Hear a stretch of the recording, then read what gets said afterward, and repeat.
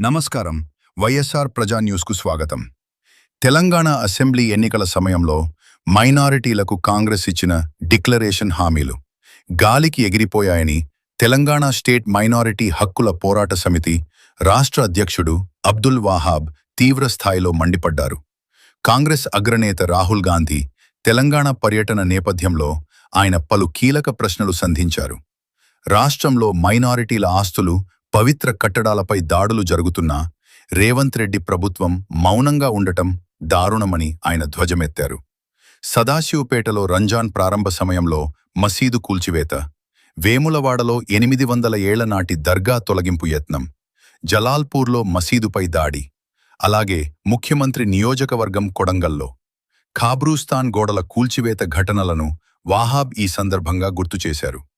ఈ విధ్వంసాలు పరిపాలనా చర్యలా లేక పక్షపాతమా అని ఆయన ప్రభుత్వాన్ని నిలదీశారు.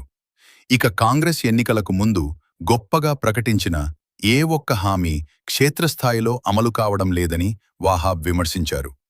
4,000 కోట్ల మైనారిటీ సంక్షేమ బడ్జెట్, మైనారిటీ యువతకు 10 లక్షల వడ్డీ లేని రుణాలు ఎక్కడా అమలు కావడం లేదన్నారు.